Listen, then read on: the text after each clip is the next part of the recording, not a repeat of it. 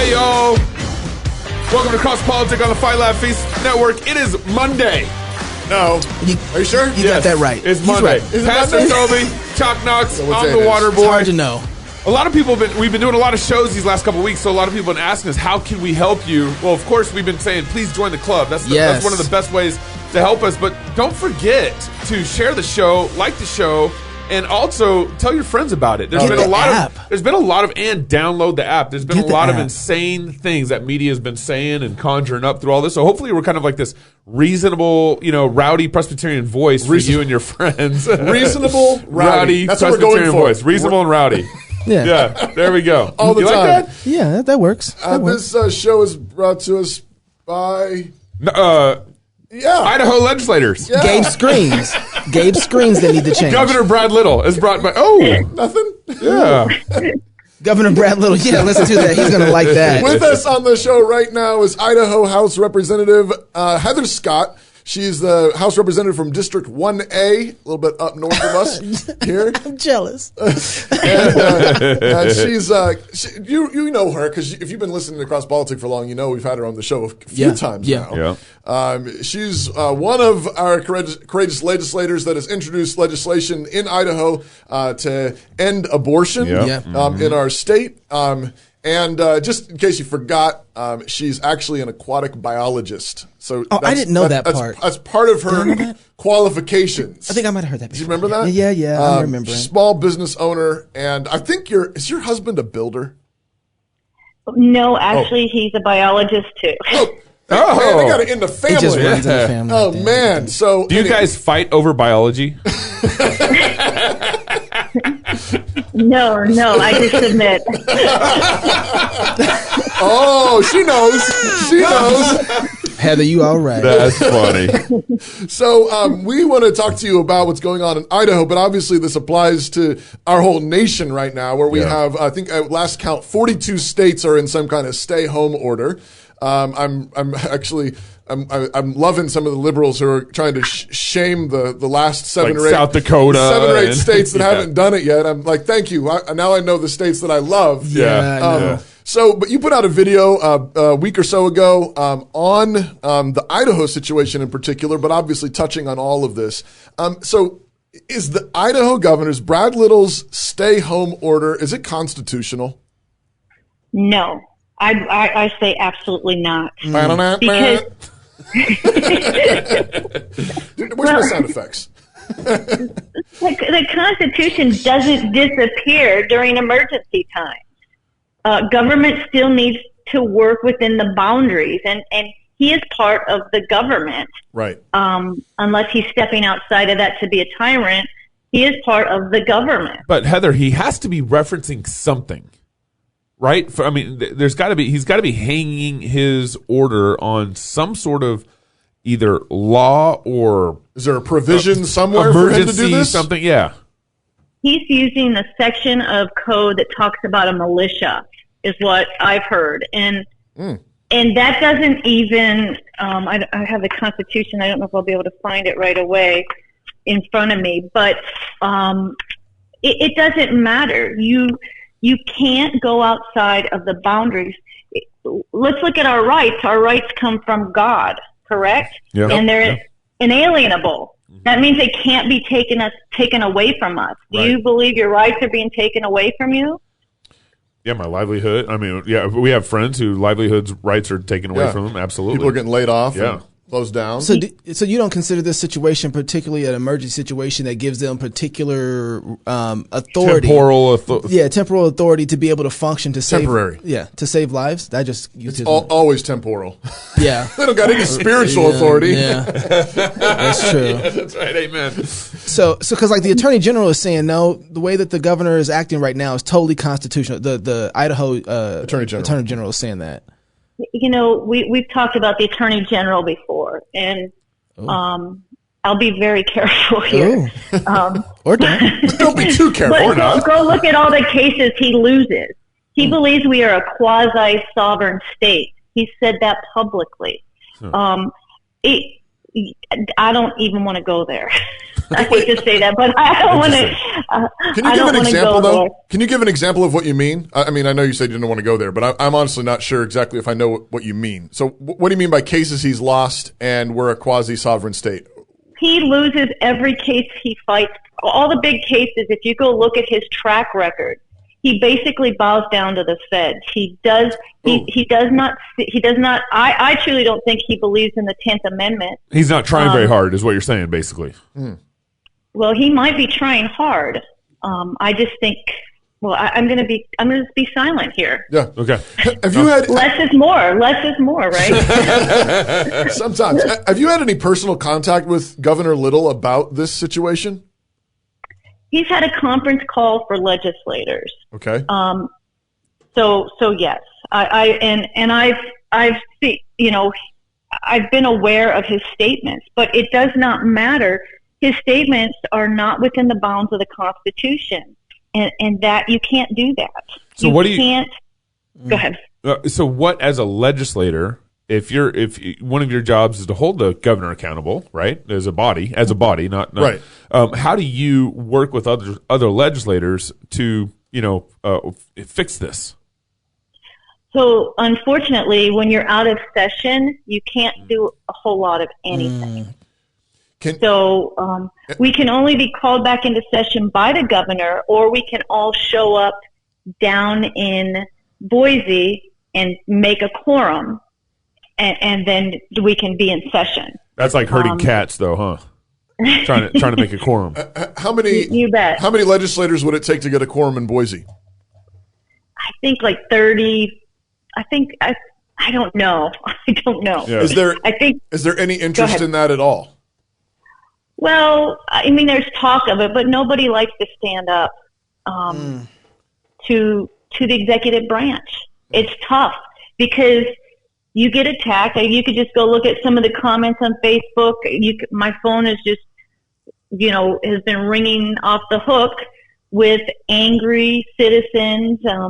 Nobody likes to stand up. Wow. So I think it'd be really hard to get the mood right. Even if some of them believed he's outside of his authority. Yeah. Are you finding that what's been the temperature that you've gauged from all of this? What's been the response to your video? Are you finding more people are with you? I mean, it sounds like you have a lot of people who are angry with you. How are you judging if you have the crowd with you or not? I don't really care. I just stand on what's true and what's right. I'll stand on the truth. And if that's one or that's a million for me, that's okay. Yeah. Because I'm accountable to God first. Sure. I come from a different district. A lot of people up north here understand the Constitution. They understand inalienable rights. They understand tyranny.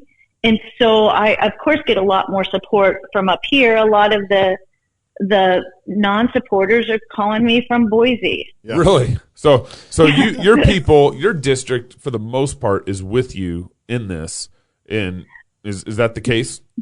Well, I don't know. I mean, I've seen things I've never thought I'd see it in my lifetime. I see churches closing their doors. Yeah. Churches have never bowed down during times of emergencies or closed their doors to the people.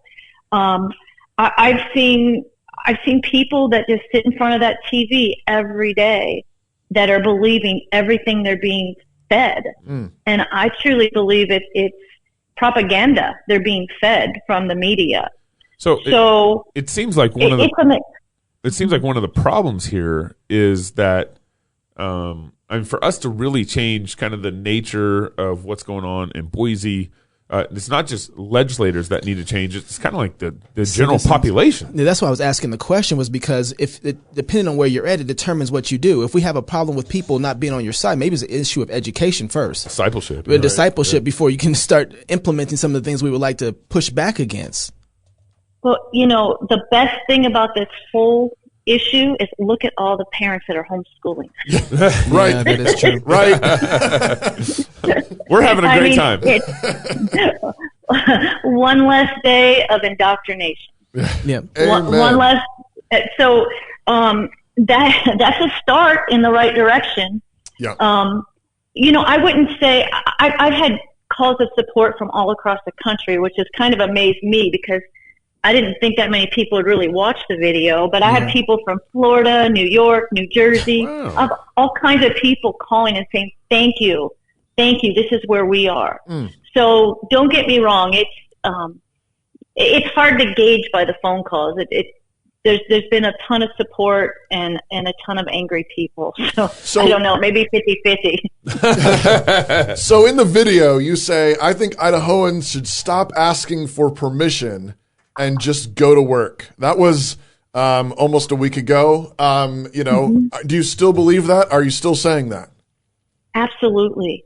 So the government cannot determine if your business is essential or non-essential. Do they know that? That is, I don't think they know that. Okay. Yeah. I don't think they know. Okay. But only we can hold them accountable to that if we will exercise our power and stand up to that. Listen, that is the same language that they used in Nazi Germany for the Jewish people. There were non-essential Jewish workers and there were essential Jewish workers. And one of them took the train and the other ones were working on war supplies. And when they were no longer essential, they were sent to the gas chambers. Wow. And is that how that goes? So for us to allow government to, I refuse to use their language, essential and non-essential. Yeah. It's crazy that every single government job seems to be working. I mean, every single government office is open. It seems to be essential in their words. But so all the government employees will be able to pay their rent and pay their mortgages, and life is actually better than normal because they don't even have to go into the office. They can work in their pajamas if they're even working. Wow. They're going to get paid. They're getting their paychecks. They're getting their insurance. Yeah. And the main, a lot of rural people, I see this as almost attack on rural Idahoans once again, because the outbreaks, have you looked at the numbers? And someone just sent them to me yesterday. We have, out of the 44 counties, there's only been 10 deaths. And of those 10 deaths, they're in 6 counties. So many counties have zero deaths. Right. Okay? Well, actually, the majority, only 6 have deaths. Right. What are they? They're Nez Perce, Canyon, Ada, Blaine, Cassia, and Twin Falls. All south. Mostly in all urban areas, right? Right.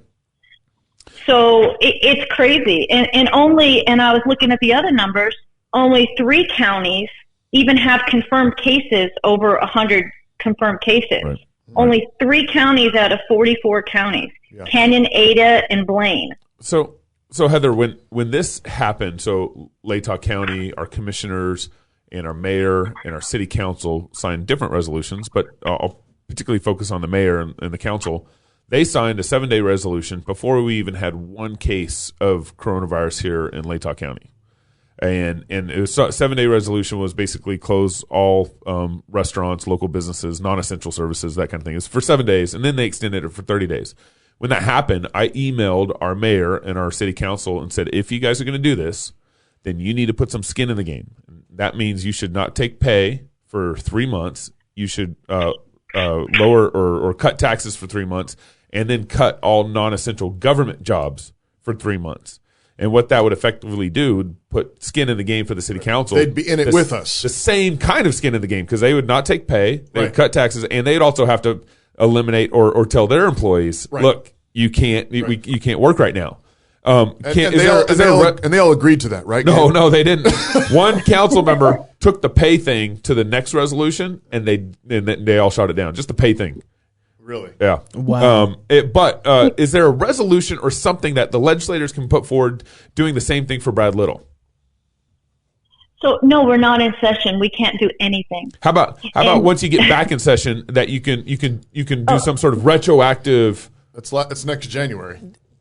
Next January, that'll be helpful. This might get.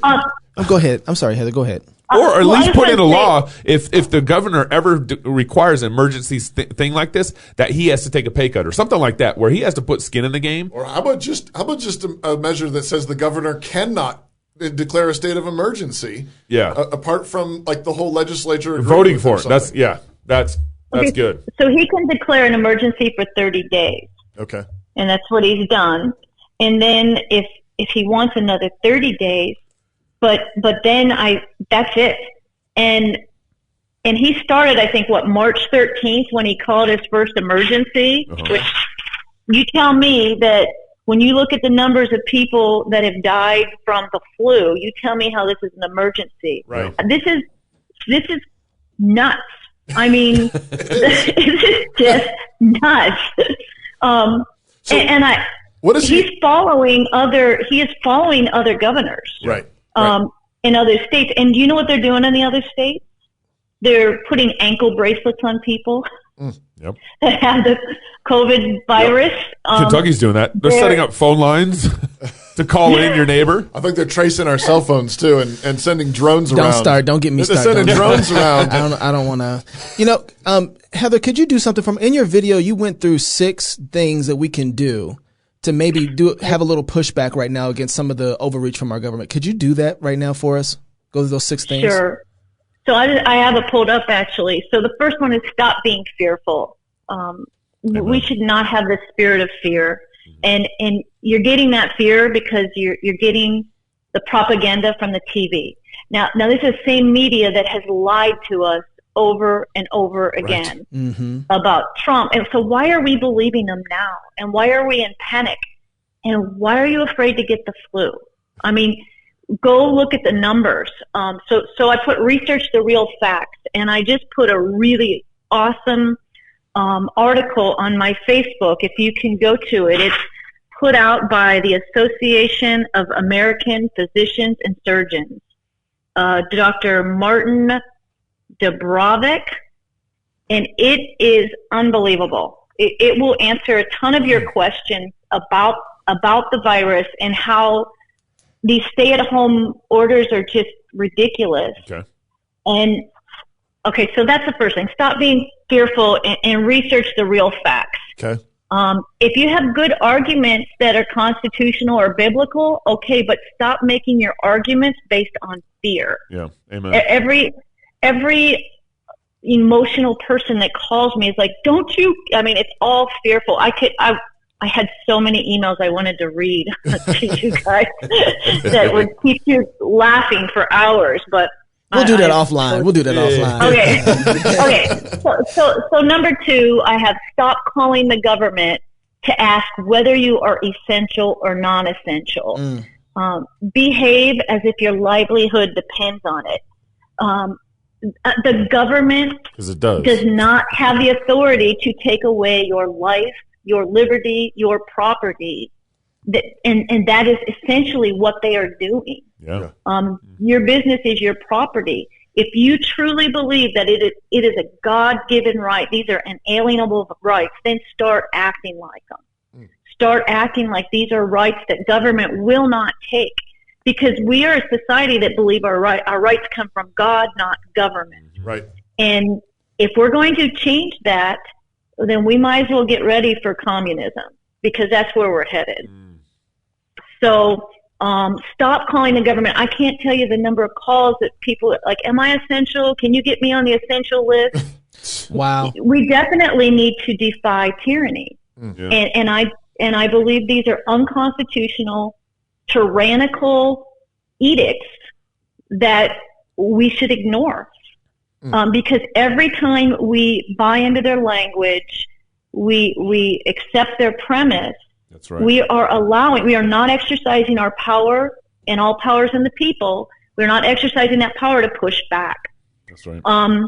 Start learning your rights, exercising your power, and start empowering and educating your friends and neighbors, because these are God-given rights. What's number 3? That was 3. Oh, number 4. Learn who your elected representatives are at all levels of government. Yep. Understand the authority they have and don't have. Right. and know where they stand on these issues. We have to hold these people accountable. Mm-hmm. I have a sheriff that will not enforce unconstitutional orders or edicts. Right. In fact, he wrote a letter to Governor Little, didn't he? Yes, he did. And everyone, this is a great opportunity to push back, to identify the tyrants you have elected for office. Wow. Whether that's a mayor, whether it's the police force for the mayor, then that's the mayor. He has his own little police force. I've seen so many people. Any opportunity to grab power or to take power, it just makes them go crazy. Mm. So anyway, learn who they are. This is a great opportunity to learn who they are, identify them, and then work to remove them. We have an election coming up. Mm-hmm. It's funny, all this happened after it was time to put the names in for who was running. Right. Mm-hmm. So, but there's elections every 2 years. So, yep. So then stop thinking of government as the answer with top-down systems and a centralized approach. Yeah. This is number 5. Our republic is designed as a bottom-up, right, with all power residing in the people. If we do not exercise that power, someone will exercise it for us. Mm-hmm. Right. And so we are so used to just bowing down and being told what to do. And if we want our republic to survive, we need to start working our government from the bottom up. Mm-hmm. Mm. And that doesn't mean electing someone good and then having them be your mouthpiece. You don't lose you still have to exercise your power. Mm-hmm. And you have to push back anytime you see tyranny. Right. Anytime that they are outside of those constitutional boundaries that are set up in times of war or not war, in times of emergencies or no emergencies, it doesn't go away. And so I truly believe that the governor of Idaho is outside his constitutional boundaries, and it is our job as citizens to put him back in. Mm. They cannot issue a stay-at-home order. They just cannot do it. They cannot say a business is essential or non-essential. Mm. Cannot do it. Go ahead. No, I was going to say at number 6, I'm writing all these down. So okay. Stand up, speak up against tyranny at all levels. Stand firm on your God-given rights and exercise your authority as a citizen. Push back. That's what I was just saying. Push back on the unconstitutional edicts. Yeah. So what do you say, though, to the Christian that says, but you're putting people in danger? You're putting people in danger, and the governor, his job as a civil magistrate is to protect life. So he's using these powers. Romans 13. Protect life. He's protecting life. Submit to government. What do you say to that? People are dying from the coronavirus. People are dying. Heather, don't you care? People are dying of the flu. I got to find these statistics now. You make me want to pull them up. So here we go.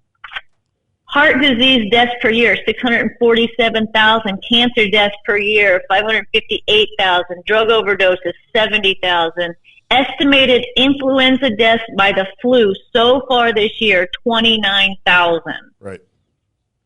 But if we don't shut everything down, if we don't shut everything down, there's going to be 2 million deaths in America.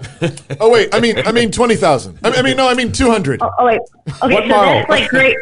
Yeah, that's Great Britain, right? They said 200,000 deaths by experts, and now they've downgraded that to 20,000 deaths. Right. So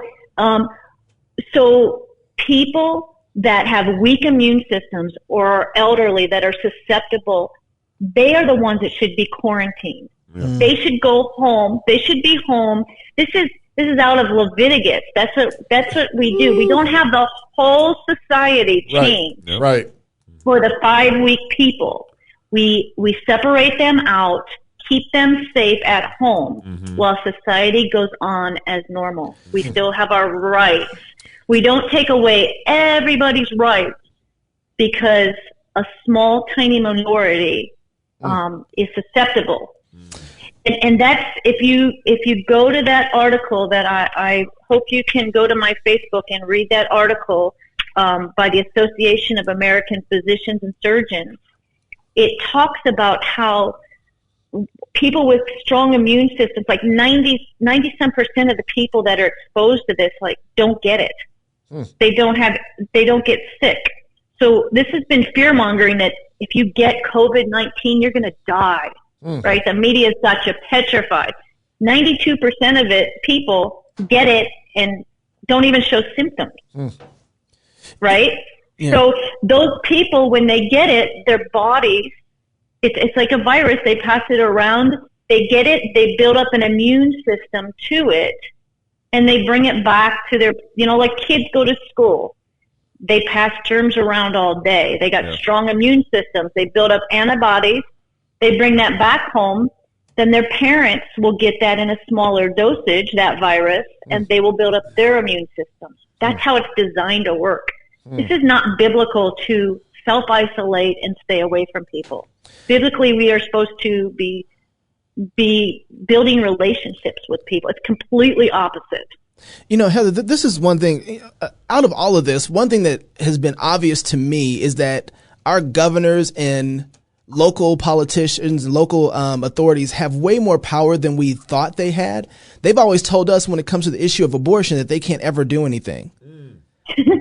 But all of a sudden, she laughed. Obviously you're seeing like, so you do have some power to function and make some rules here that now, you know what I mean? It has to be really interesting to watch these two contrast to each other right now, especially with some of the legislation that you try to put forth. Yeah, absolutely. They do what we allow them to do and what we push them to do or not do. And if enough citizens would say enough is enough of this tyranny in Idaho, I do think they will back down. He will rescind his edict. Yeah, we've always. Go ahead. No, I'm just saying we've always said here, like, why doesn't our mayor? I mean, even local legislators or our local authorities. Why don't our mayor or our governor say we're not going to have abortions in our state? Right. Well, if you ever had a ground for declaring a state of emergency, you would think. How about 3,000 deaths a day, every day in our nation, or 1,400 deaths a year? 1,400 in our. And we haven't come close to that in terms of COVID-19 deaths. Well, I was talking to Michael Fallon. He said, "Could you imagine if we got updates on our phone after every abortion?" Right.